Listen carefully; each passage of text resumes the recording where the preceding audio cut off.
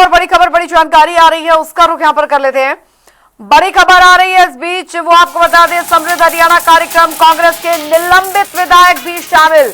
तो सरकार ने 5 निलंबित विधायकों को शामिल किया। अंबाला जिले में शैली चौधरी होंगे शामिल, निमंत्रण गया उन्हें भी। यमुनानगर के सड़ौरा से रेणु बाला मौजूद रहेंगी। और जानकारी आपको दे दें, फतेहाबाद में जनरल सिंह, पलवल में मोहम्मद इस्राइल और नूह से मोहम्मद इलियास होंगे शामिल। समृद्ध हरियाणा कार्यक्रम, कांग्रेस के निलंबित विधायक शामिल होंगे। तो अंबाला जिले में शैली चौधरी शामिल होंगी, ये इस वक्त की बड़ी खबर। यमुनानगर के सड़ौरा में रेणु बाला मौजूद रहेंगी। फतेहाबाद में जनरल सिंह मौजूद रहेंगे। साथ ही आपको जानकारी दे दें, पलवल में मोहम्मद इस्राइल और नूह में मोहम्मद इलियास शामिल होंगे। समृद्ध हरियाणा कार्यक्रम, कांग्रेस के निलंबित विधायक को जो निमंत्रण है, समृद्ध हरियाणा के तहत जो कार्यक्रम आयोजित हो रहे हैं प्रदेश भर में, उसमें सम्मिलित होने का निमंत्रण क्या है।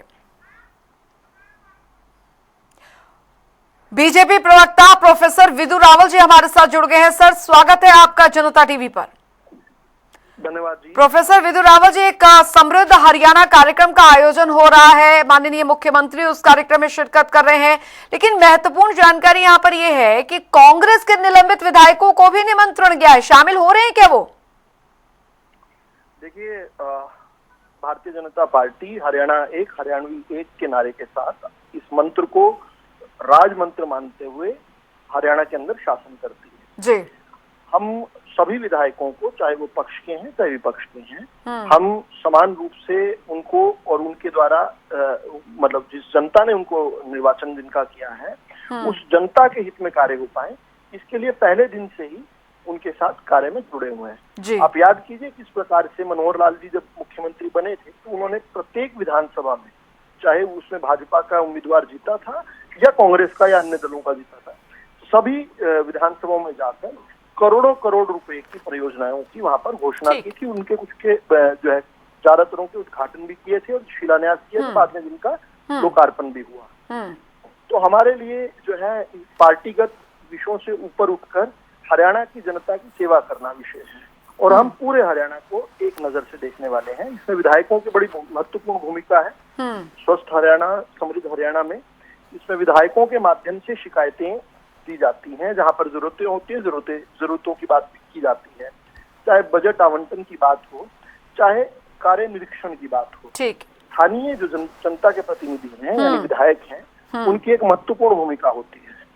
तो इसमें हमारा आह्वान तो कांग्रेस के और बाकी दलों के भी सभी विधायकों से है कि वो जो है इन कार्यक्रमों में जुड़े। अब बाकी उनकी इच्छा, उनकी राजनीतिक समझ और उनकी प्राथमिकता जनता के प्रति है या कांग्रेस पार्टी के प्रति है, ये उनको साबित करना है। वो इसलिए क्योंकि राज्यसभा चुनाव में जो हुआ उसके बाद तो पार्टी ने तक उन पर कार्रवाई की, और ये सवाल मैं इसीलिए पूछना चाह रही थी। मनीष खटाना जी, प्रवक्ता कांग्रेस, हमारे साथ जुड़ गए हैं। मनीष जी, आपका स्वागत है जनता टीवी पर। जी नमस्कार। मनीष खटाना जी, समृद्ध हरियाणा कार्यक्रम के तहत जो है प्रदेश में अलग अलग कार्यक्रम हो रहे हैं। पंचकुला में मुख्यमंत्री विशेष तौर पर मौजूद हैं, लेकिन कांग्रेस के जो निलंबित विधायक है उन्हें भी निमंत्रण गया है इस कार्यक्रम में शामिल होने के लिए। अब प्रोफेसर विदु रावल जी कह रहे, देखिए हरियाणा एक, हरियाणवी एक के तहत हम लोग चलते हैं और जनता के प्रतिनिधि हैं, तो चाहे वो दूसरी पार्टी से हो, हम तो निमंत्रण देंगे ही। अंकिता जी, भारतीय जनता पार्टी की नीति शुरू से वो रही है जो अंग्रेजों की नीति इस देश में रही है, फूट डालो और राज करो। जिस तरीके से ये लोग सरकार तोड़ने का काम करते हैं, जिस तरीके से विधायकों की खरोद फरोख्त करने का काम करते हैं, उनको डराने धमकाने का काम करते हैं, वो पूरे देश को और हरियाणा की जनता को पता है। और आज जो ये भेदभाव की बात कर रहे हैं कि भेदभाव खत्म होना चाहिए, एक समान रूप होना चाहिए, तो भेदभाव और अगर एक समान की बात है तो जब हरियाणा की महिला खिलाड़ी जंतर मंतर पे बैठी थी तो एक भी नेता ने आके एक शब्द भी नहीं बोला, तो वो भेदभाव और एक समान वाली बात कहाँ गई। मेरे भाई ने एक और बहुत अच्छी बात कही कि खट्टर साहब ने हर विधानसभा, प्रत्येक विधानसभा में जाके घोषणाएं करी, सबको समान वो दिया, तो घोषणाएं करी, बिल्कुल ठीक बात है, मेरे भाई बिल्कुल ठीक कह रहे हैं, लेकिन एक भी घोषणाओं पे अमली जामा तो नहीं पहनाया जा सका। तो जो सिर्फ घोषणाओं की सरकार है, जिस सरकार की कार्य प्रणाली सिर्फ फूट डालो और राज करो की जो नीति पे चलती है, चाहे विधायकों में डालें, चाहे हिंदू मुसलमान, चाहे मराठा नॉन मराठा, चाहे पंजाबी, चाहे दलित नॉन दलित, जो सिर्फ अंग्रेजों की स्ट्रैटेजी पे चलने वाली पार्टी है जो सरकार है, उससे क्या उम्मीद करती है। एक और मेरे भाई ने बड़ी अच्छी बात करी कि सबको समान, तो जब बजट की जो बात करी, जब बजट की बात आती है, तो जब हरियाणा का खिलाड़ी पूरे देश में 2% आबादी होने के बाद भी हम 66% तक वहां पर मेडल लाने में कामयाब रहते हैं, तो जब बजट आवंटन की बात आती है तो गुजरात सबसे टॉप पे आता है और हरियाणा सबसे नीचे आता है। ऐसा क्यों? तो क्या वहां एक समान रूप से नहीं देखा जाता? तो बहुत सारी बातें हैं। सरकार अपनी मनगढ़ंत जो कहानियां लोगों के सामने जो दिखाती है और जो पेश करती है, जनता उस चीज को समझ चुकी है। और जो एक पार्टी से निलंबित विधायक हैं, आप उनको किस लिए बुला रहे हैं, आप उनको किस लिए प्रोत्साहन दे रहे हैं, आप उनको किस लिए थपकी दे रहे हैं, वो पूरी जनता को पता है। ऐसा नहीं है कि वो आपके विचारों से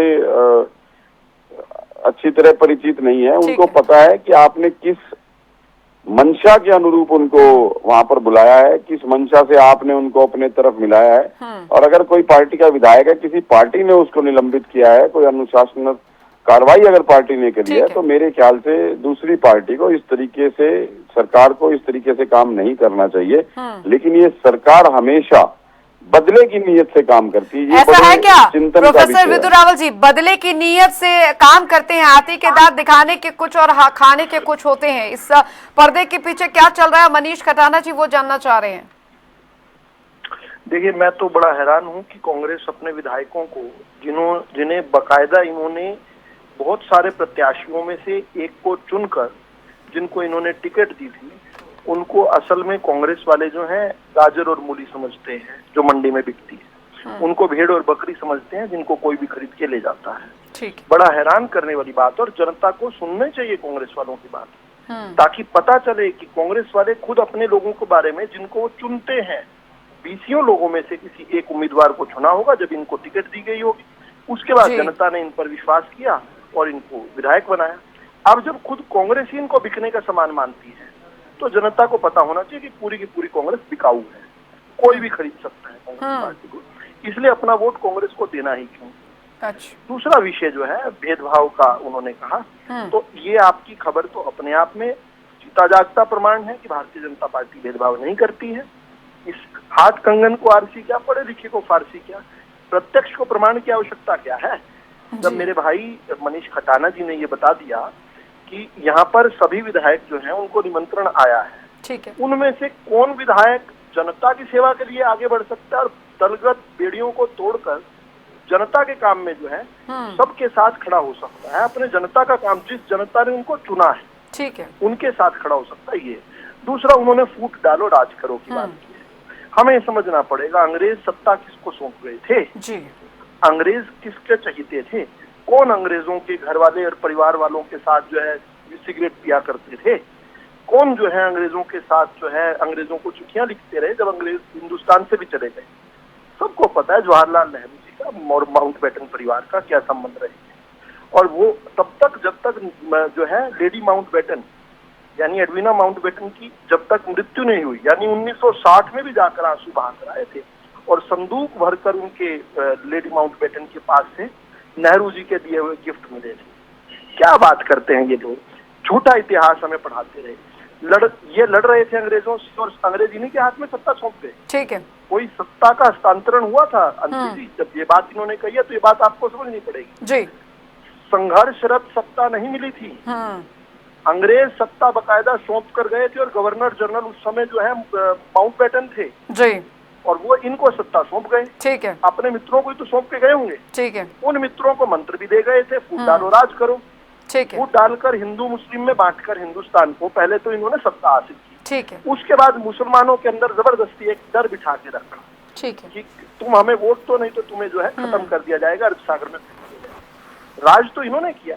आज इनका पर्दाफाश हो गया तो सुपड़ा साफ है, ठीक है, पूरे के पूरे उत्तर भारत से सुपड़ा साफ है, पूरे के पूरे पूर्वी भारत से साफ है, पूरे के पूरे पश्चिमी भारत से साफ, ठीक है, और दक्षिण भारत में तो इन्होंने कपड़ों की तरह अपने पार्टनर। मनीष खटाना जी, आपने फूट डालो राज करो की बात की थी और प्रोफेसर विदु रावल ने तो पूरा इतिहास यहाँ पर गिना दिया। आप कह रहे हैं कि वहां पर विकास नहीं होता है, प्रोफेसर विदु रावल जी कह रहे हैं देखिए समृद्ध हरियाणा, पूरे हरियाणा की बात हो रही है, परियोजनाएं जो शुरू की जा रही है पूरे हरियाणा के लिए। इस हरियाणा के मंच के लिए कैसी राजनीति, क्यों राजनीति हो रही है फिर यहाँ पर? और आप कह रहे हैं कि हमारी पार्टी के विधायकों को खरीदा जाता है इनके द्वारा। अंकिता जी, बिल्कुल पूरे समृद्ध हरियाणा के लिए काम किया जा रहा है। पिछले 12 साल से जो मेट्रो का एक पिलर आगे नहीं बढ़ा पाए, पिछले 12 साल में जो एक भी बिजली का कारखाना नहीं लगा पाए, नहीं है फिर जनता नकारती क्यों नहीं? जनता ने तो इस बार भी नकार दिया था। 0.5% से आ रहे हैं, कह रहे हैं पूरे 0.5%। जितने चुनाव अभी हुए बीजेपी को बम्पर जीत मिली, बिहार, पश्चिम बंगाल, हरियाणा।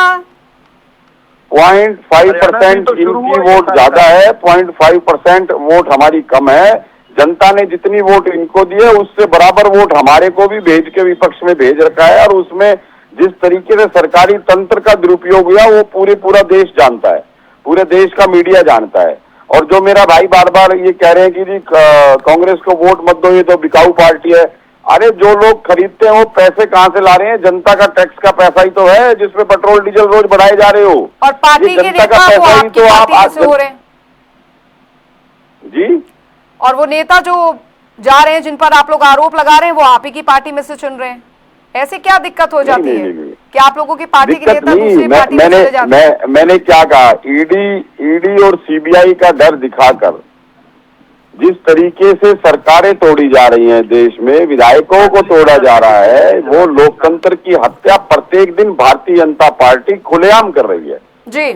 जिस तरीके से इन्होंने न्यायपालिका को दबाने का काम करा, जिस तरीके से इन्होंने मीडिया को दबोचने का काम करा, जिस तरीके से देश में लोकतंत्र और संविधान को बदलने की इनकी नीयत से जो ये काम करते हैं वो पूरा देश जानता है। और जो समृद्ध हरियाणा की बात करते हैं, पूरे 12 साल में मेरे को कोई बताए कि कितने इन्होंने हॉस्पिटल बनाए, कितने कॉलेज बनाए बच्चों की शिक्षा के लिए, स्वास्थ्य के लिए, इंफ्रास्ट्रक्चर के लिए, कितनी बड़ी कंपनियां हरियाणा के अंदर आई, कितना बड़ा निवेश हरियाणा के अंदर आया, कौन सा नया स्टेडियम इन्होंने बनाया, कौन सा बिजली का कारखाना लगाया, कहां से कहां तक मेट्रो। हुड्डा साहब 4 साल में 4 शहरों से मेट्रो को जोड़ गए। जो लोग 4 इंच पिलर आगे नहीं बढ़ा पाए वो लोग समृद्ध हरियाणा की बात कर रहे हैं। ये सिर्फ मुहावरे वाली बात है, हसीन सपने हैं जो लोगों को दिखाए जा रहे हैं। मनीष जी बोल रहे हैं कि जो विकास के काम हमने किए उससे तो आगे पहिया घूमा ही नहीं इन 12 सालों में। अंकिता जी एक मिनट, आज 4 दिन से गर्मी पड़नी शुरू हुई है, बिजली से त्राहिमाम मचा हुआ है पूरे हरियाणा के अंदर। त्राहिमाम 10-10 घंटे बिजली के कट लग रहे हैं। ठीक है, या तो आ नहीं रही और आ रही है तो इतनी डिमांड है कि लोगों के इक्विपमेंट फट रहे हैं, चाहे वो एसी हो, चाहे फ्रिज हो, चाहे कूलर हो। ठीक है मनीष खटाना जी, 1 मिनट आते हैं। चलिए ठीक है, पूरे हरियाणा की बात कर लेते हैं ना, पूरे हरियाणा की बात करते हैं। प्रोफेसर विदु रावल जी, 60 साल में कांग्रेस ने देश को दिया एक एम्स। केवल 15 साल में भारतीय जनता पार्टी ने 18 साल लगा लीजिए अटल जी के 6 साल को जोड़कर, भारतीय जनता पार्टी ने देश को दिए 18 साल के अंदर 21 नए एम्स। 60 साल में कांग्रेस ने भारत को दिए केवल 50 एयरपोर्ट। अटल जी के समय को और अब समय को जोड़ लें तो 100 के करीब नए एयरपोर्ट हमने बनाए। केवल मोदी जी के शासन की बात करें तो 70 साल तक हिंदुस्तान के अंदर 637 यूनिवर्सिटी आज बढ़कर 1400 हो गई है। 70 साल तक केवल 361 मेडिकल कॉलेज थे हिंदुस्तान में, आज बढ़कर 1200 हो गए हैं। तो काम तो किया हमने, इसलिए वोट मिलता है। और इन्हीं के साथ जब राज था उस समय एजेंसीज को माननीय सुप्रीम कोर्ट ऑफ इंडिया ने केज पैरेट, पिंजरे में बंद तोता कहा था। आज यही चिल्ला रहे हैं कि एजेंसीज का उपयोग होता है। एजेंसीज का उपयोग करके सिगरेट का गश लगाकर किस प्रकार से यात्राएं अमानवीय देकर भारतीय जनता पार्टी के तो नेताओं को नहीं तोड़ पाए कभी। इमरजेंसी के दौरान 21 महीने जेलों में ठूस दिया, फिर भी जेल से बाहर निकले तो भारत माता की जय के नारे लगाते निकले विपक्षी का जो नेता थे। इनके नेता ऐसे कैसे हैं जो ईडी और सीबीआई से डर जाते हैं? ऐसा क्या दाल में काला कर रखा है इन लोगों ने कि ईडी और सीबीआई से इतना डरते हैं? जिसने कुछ गलत किया होता है उसी को डर होता है। और इनके समय की एजेंसीज को सुप्रीम कोर्ट कहा करता था। अब मानने वाली बात यह है कि अब देश के सुप्रीम कोर्ट पर भी विश्वास नहीं करते। एसआईआर पर चिल्लाते थे, अभी बिल्कुल थपेड़ मारने वाला एक निर्णय परसों आया है सुप्रीम कोर्ट का, वो कहते हैं SIR तो बिल्कुल वोटर फ्रेंडली एक्सरसाइज है, गलत चिल्ला रहे हैं। ठीक अपने है। समय 13 SIR करवाए, एक बार SIR होने लगा तो कितनी तकलीफ हो रही है। ठीक है, किस प्रकार से वोट जो है नकली वोटों से जीतने वाली। ठीक है। SIR को लेकर अब मुद्दा आगे बढ़ रहा है। बहुत बहुत शुक्रिया प्रोफेसर विदु रावल जी, मनीष खटाना जी, आपका इस चर्चा में शामिल होने के लिए।